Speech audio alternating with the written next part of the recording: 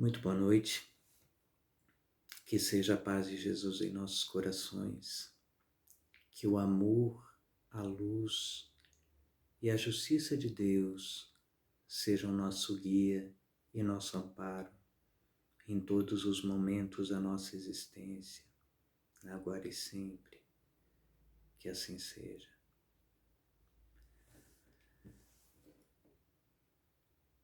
Quando Jesus faz aquela proposta àqueles que ouviam, dizendo que nem todo aquele que diga Senhor, Senhor, entrará no reino dos céus, mas todo aquele que faça a vontade do Pai que está nos céus, nós nos lançamos naquele momento, e ainda hoje, numa profunda dificuldade de entendimento. Afinal, a herança do reino dos céus não será uma questão de adoração? E a adoração, para a adoração, não será necessária verdadeiramente uma crença? Sendo assim, para que nós possamos adentrar no reino dos céus, não será exigido de nós que nós tenhamos a capacidade de crer em Deus e de louvar a Jesus e a Deus, dizendo Senhor, Senhor. A questão é profunda, que é interessante. E dessa questão cabe-nos algumas análises que devem ser feitas baseadas na razão. Quando Jesus afirma sobre o reino dos céus, Jesus não afirma de um lugar destinado àqueles que acreditem desta ou daquela forma. E quando Jesus se refere a Deus como estando no reino dos céus, Jesus tampouco se refere a Deus como sendo um Senhor que está sentado sobre um trono acima de nós em brancas nuvens a julgar os nossos atos. Deus, segundo Jesus, coloca-se no céu na tradução de que o céu é aquilo que é infinito e que Deus está no infinito dos mundos, no infinito dos universos, no infinito das grandes coisas, assim como no infinito das pequenas coisas. Deus está no infinito das coisas essenciais, assim como também no infinito das coisas materiais. Deus está no infinito dos anjos que alcançaram o mais alto grau de compreensão, assim como está no infinito daqueles homens que nada ainda conseguem compreender, porque muito materializados. Deus está no infinito do amor, assim como Deus está no infinito de nós mesmos. E disso dizia Paulo de Tarso em uma das suas epístolas: nós nos movemos em Deus, nós todos estamos mergulhados em Deus. Onde quer que nós estejamos, nós estaremos em Deus. E recordamos aquele salmo belíssimo em que Davi, de forma muito inspirada, dizia: para onde irei? Senhor, para onde irei a esconder-me de tua face? Se subir ao mais alto dos céus, ou se prostrar-me no mais profundo dos abismos, lá também te encontro. Para onde irei? Para onde ocultar-me-ei de tua face? Se estás no alto da montanha mais altiva, ou nos confins do mar, no alto das montanhas verdejantes ou nos confins do mar. Isso nos coloca dessa forma o sentido daquilo que nos esclarecia Jesus, de que Deus está assim em toda parte. E para que nós possamos adentrar na compreensão desta verdade e do convívio com Deus, do convívio essencial com Deus, não nos bastará dizer Senhor, Senhor. Não nos bastarão as crenças exteriores, não nos bastarão as adorações estéreis, aquelas que nada gerem de frutos. Mas para que nós possamos estar verdadeiramente em Deus, como Deus está verdadeiramente em nós.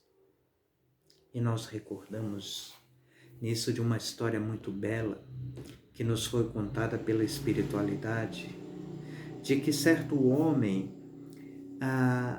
ao cair à noite da vida física, nos momentos últimos da sua existência, prostrado em uma cama muito pobre, em uma casa igualmente pobre.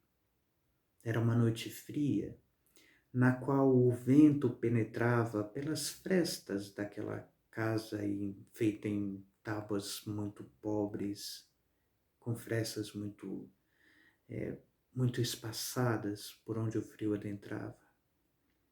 Entre golfadas de sangue, naquilo que encontrava ele vitimado da tuberculose, e tinha as suas mãos, entre as mãos de um neto atencioso, mas ainda, além de atencioso, muito emocionado com a sorte do velho avô, a perguntar-lhe: Senhor, meu avô, como poderemos crer na justiça divina? Como poderemos crer na justiça de Deus? Viveste uma vida toda de paz, toda de humildade, toda de trabalho, toda de justiça. E, no entanto, nunca tiveste a dignidade de um teto que te pudesse dar as necessidades do corpo, necessidades básicas de um lar digno. Nem pouco tiveste acesso aos vestuários da cama nobre. Vestes ainda hoje trapos como roupas. Nada tivestes de riqueza, e nem tampouco hoje, às portas da mais profunda necessidade, tens o recurso necessário para comprar-te os remédios que te trariam um alívio. Como poderemos crer em Deus? E o Senhor, entre golfadas e tosses, banhadas em sangue, olha para o neto sorrindo e diz: meu filho, o meu coração está em Deus. Jamais acreditei naquilo que os homens me contaram, mas vivenciei a minha fé na minha relação com todos. Meu coração está em Deus, porque guardo em minha convicção de que encontro-me na mais profunda paz, que nem as dores, nem os dissabores serão capazes de tirar. Meu coração está em Deus, porque vivi e morrerei agora em paz.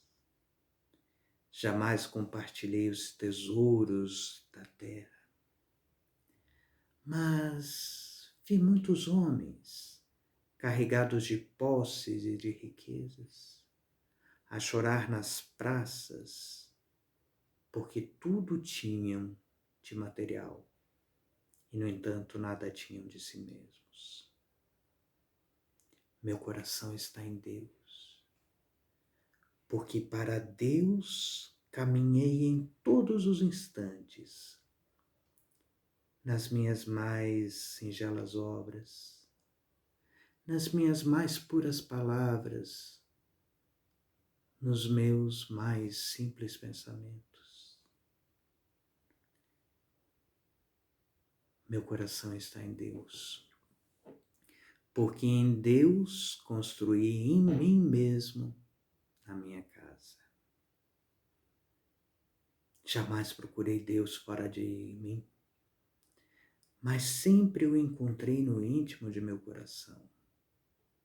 Nos templos, jamais encontrei a Deus, mas no templo íntimo de minha alma, Deus construiu em mim um altar.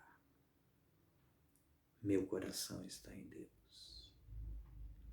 E nessa história que nos foi contada pela espiritualidade, nós podemos entender a diferença daquilo que nós entendemos como fé baseada na crença e a fé verdadeira. Muitos de nós somos aqueles que dizemos a todo instante: eu creio em Deus, creio no seu amor, creio na sua justiça, creio na sua verdade. Jamais descrerei de Deus, Pai de todas as criaturas e de todos os seres, Pai de todas as coisas. Mas muitos de nós que repetimos frequentemente essas palavras, somos aqueles que, diante da primeira contrariedade, diante dos mais leves dissabores, diante dos mais breves descontentamentos diante da vida, somos aqueles que erguemos o punho e dizemos: Deus não existe. Se Deus existisse, jamais imporia a mim tais provas e dissabores. Se Deus existisse, não existiriam no mundo as pobrezas, as guerras, não existiria no mundo a maldade, não existiria no mundo da alma a fealdade. Agora que sinto as amarguras da vida, que sinto das dores que a vida impõe, posso dizer, do alto da minha razão, não creio em Deus. Não creio em Deus. E dessa forma, encontramos a fé que tem sido baseada nas crenças e apregoada de muitas formas e em muitos tempos pelas religiões através dos séculos, nos dizendo que para que nós tenhamos verdadeiramente fé, é necessário que nós tenhamos a crença. E essas religiões, essas formas filosóficas de pensar, nos têm feito acreditar que a nossa fé deve ser baseada muito mais naquilo que nos é imposto, naquilo que nos é informado, naquilo que nos é desenhado, do que na construção daquilo que nós devemos compreender. O Evangelho de Jesus não é um evangelho para que nós venhamos a crer nisto ou naquilo. O Evangelho de Jesus é o evangelho que tem a função de, como carta magna de Deus aos homens, de nos esclarecer a nossa essência, aquilo que nós verdadeiramente somos. E de nos esclarecer que a nossa sorte de existência, de felicidade ou de infelicidade, está muito menos naquilo que a vida nos faz do que naquilo que nós fazemos com a vida que nos é apresentada. Está muito menos na forma com que os outros nos tratam, com que os outros nos ofendem, com que os outros nos agradam, do que na forma com que nós vivenciamos diante desse conjunto enorme de coisas. Jesus vem a nos esclarecer aquilo que nós somos.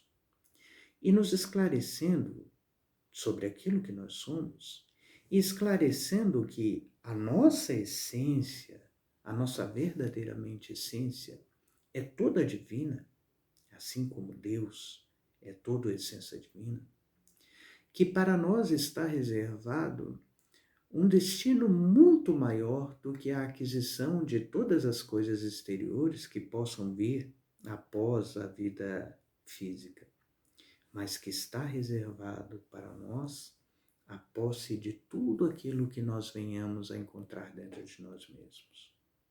E assim, Jesus nos vem esclarecer que a fé é convicção e é entendimento de que tudo é fruto do equilíbrio. A fé verdadeira, aquela que nos ensina Jesus, é aquela que nos ensina a termos posse de nós mesmos, e dizia Jesus, que através da paciência nós possuiremos as nossas almas. Da paciência da construção de nós mesmos, do desenvolvimento de nós mesmos, das nossas ações sobre nós mesmos. E Jesus nos coloca algumas ferramentas importantes para que nós venhamos a dominarmos a nós mesmos. Confiar. Fé, sobretudo, é confiar. Fé, sobretudo, é ter a convicção de que tudo no mundo tem seu tempo. Tudo na existência tem seu tempo. E já nos dizia o Eclesiastes, há tempo para todo propósito abaixo do céu e acima da terra. Há tempo para sorrir e tempo para chorar. Tempo para plantar e tempo para colher.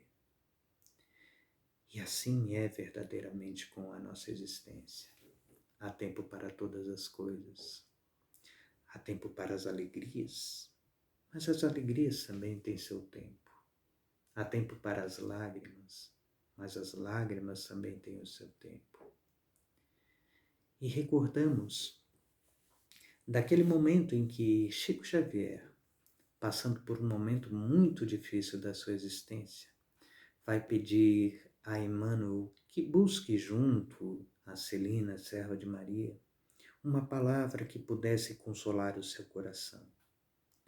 E Emmanuel vai, e depois de algum tempo traz uma simples frase: isso também passa.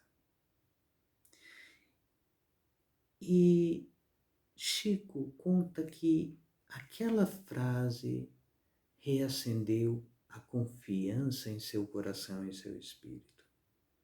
Aqueles momentos de dificuldade todos haveriam de passar, porque todas as dores no mundo têm seu tempo.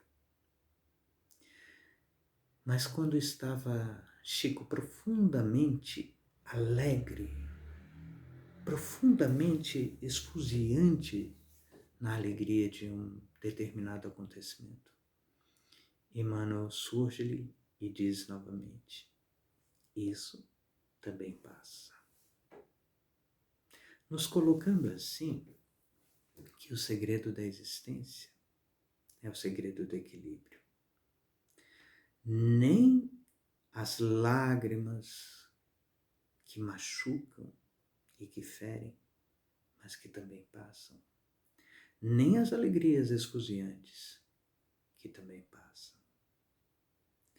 Porque o sentido da vida, segundo o que diz Jesus, a alegria verdadeira da vida, segundo aquilo que diz Jesus, é fazer a vontade de Deus que está nos céus, de Deus que está no infinito de todas as coisas e que por isso encontra-se no infinito de nós mesmos. Adentrar ao reino dos céus é cumprir a lei divina que está em nós.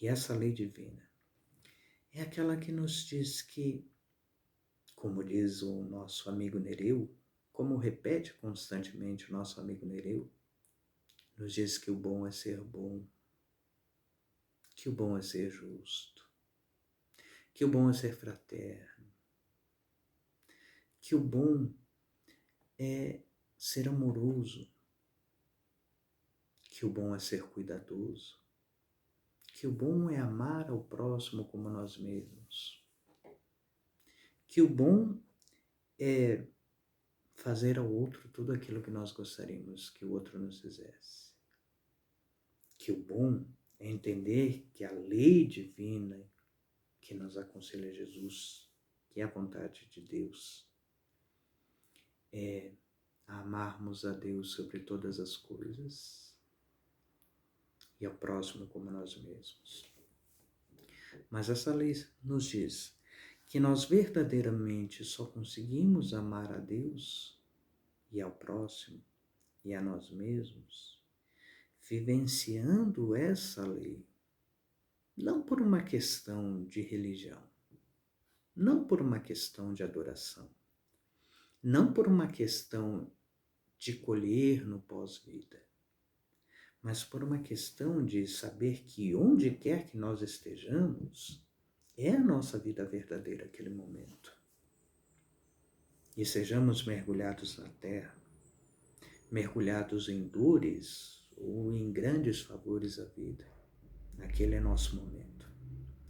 E estejamos na terra mergulhados entre parentes de difícil compreensão, de difícil convivência, aquele é nosso momento na terra, aquele é nosso momento na vida, aquele é nosso momento na existência verdadeira.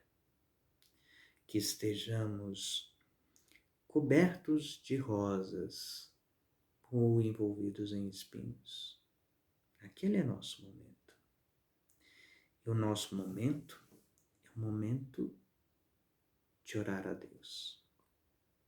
Mas aí nós recordamos, para encerrar a nossa conversa, de uma frase contida na codificação no Evangelho, no Livro dos Espíritos, no qual Kardec diz o seguinte: orar a Deus é pensar nele. Orar a Deus é pensar nele. Isso está na parte terceira, na lei de adoração. E nós não percebemos bem o que quer dizer isso tudo. Por que nos diz a espiritualidade, esclarecendo as questões essenciais na doutrina espírita, de que pensar é criar, de que pensamento é fonte criadora? Então, o que nos diz Kardec é que orar a Deus é criar em Deus. É fazer a vontade em Deus. Não apenas pensamento, mas acima de tudo, criação, onde quer que nós estejamos. E a fé verdadeira, baseada na razão, segundo aquilo que nos coloca também Kardec em O Evangelho segundo o Espiritismo, é aquela que é capaz de enfrentar a razão face a face em todas as épocas da humanidade. E a razão nos há de dizer que nós existimos com uma finalidade, e a finalidade do ser é viver da melhor forma possível, crescer da melhor forma possível e estar em Deus da melhor forma possível. E apesar de todas as coisas, de todas as dores e de todas as alegrias, nós continuamos existindo, essencialmente sendo criaturas também divinas. Que a paz de Jesus esteja sempre em nossos corações, hoje e sempre.